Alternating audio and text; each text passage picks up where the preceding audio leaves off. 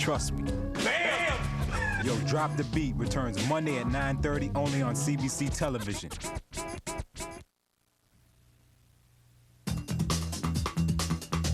Flames shot 50 feet in the air today in a fire that broke out in the 70s. There are some big changes coming to how CBC News operates next week. Changes brought on by budget constraints here at the public broadcaster. The biggest change for viewers in Toronto will involve this program and the people who produce it. Tomorrow, CBLT, Canada's second oldest TV station, will produce its final local newscast in its current form. Next week, a brand new national and local newscast will take its place. So tonight, we thought we'd take a look back. Mike Wise has this look at some of the faces that passed through our local studios over the years. September 8th, 1952, and CBLT goes on air as Toronto's first television station. Its first image, an upside-down logo of the CBC. After it was corrected came 2.5 hours of live television, including Toronto's first local newscast. Flames shot 50 feet in the air today in a fire that broke out in the 71-year-old Yonge Street Arcade. The early days of television in Toronto were staffed with new employees from CBC Radio, hurriedly trained for TV. CBLT came on the air, an attempt by the CBC to provide a Canadian alternative for early television owners watching signals from the United States. CBLT grew, capturing the images of a city coping with the growth and politics of the post-war baby boom. The Love-In was organized, perhaps too organized, but then, as one of the leaders put it, we want to have another one, right? Back on the South Lawn, Queen Victoria, whose day after all it was, largely went unnoticed. From its starting ground in a newsroom at 500 Church Street, CBLT has been providing local news to Toronto for the past 5 decades. One familiar fixture in the latter years, our weatherman, Bill Lawrence, who's seen all sorts of people pass through our doors. When I started here in December of '74, there was a young Lloyd Robertson reading the news, and now he's done very, very well. Also in those early days, there was a young man, his name was Brian Williams. He came in to audition. He had no script, he didn't use auto cue or teleprompter. He sat down and he did, as we say, the sports. Now, the Blue Jays had the day off yesterday. Montreal, though, did play, and they shut out the Atlanta Braves by a score. And he did it because he didn't need any prompting. He knew what he was talking about. He knew his stuff. And while we're on the subject of planting corn, here's Bill Lawrence. Hey, good CBLT morning. often served as a training ground for network reporters. Many people who pass through here have gone on to the national or other television networks. Hi there, it's Ed Wallison here once again with Off the Wall. We'll keep watching those returns as they trickle in. Last Friday, many CBLT employees, past and present, met for what many jokingly called a wake.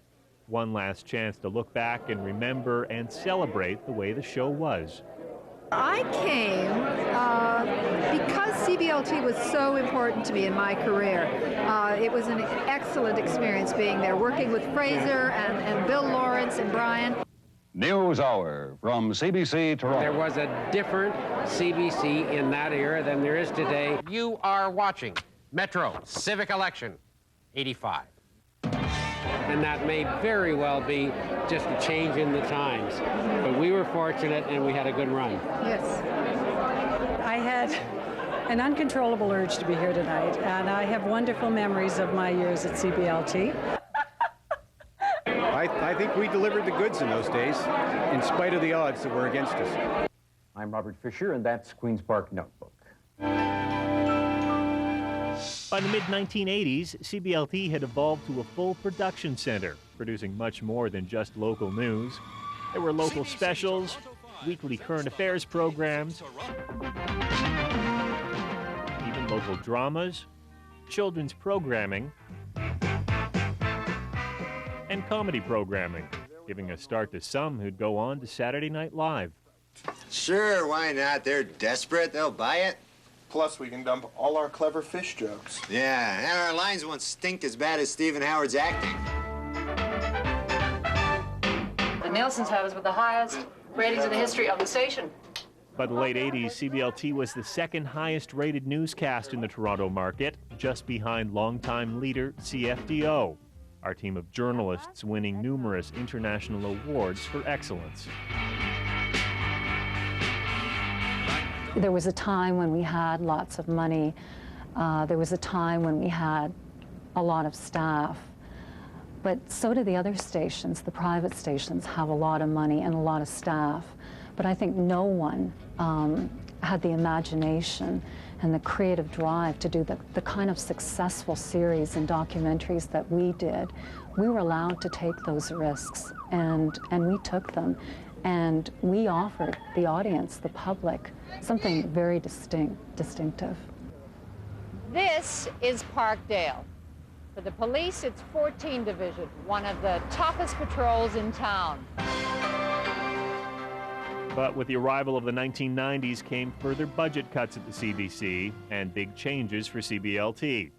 It focused on news only, no other local programming, with an expanded mandate to cover all of Southern Ontario. Despite less staff, fewer resources, and a budget reduced by half, there was still more awards and accomplishments. The program's coverage of this apartment fire in 1995 won a Gemini for the best local newscast in Canada. Good evening, I'm Bill Cameron. This is 2 Forest Laneway in North York. I heard so many messages. Some of them said, "Oh my God, the door is closed. You can't turn back." And then at that moment, I was suffocating already. But this year, faced with more budget shortfalls and increasing competition from the internet and new media, the CBC announced a massive internal reorganization. CBLT's local newscast would be absorbed by a new national newscast. Some former staffers just see it as the latest in a number of changes CBLT has had to go through. I think there's a huge change coming, and I understand. I mean, this is the kind of party we're having tonight, and believe me, I've seen the death of newspapers and everything. It's kind of a wake, but it's kind of an inevitable wake as we move to different ways of gathering information, and I think the CBC's caught up in that now.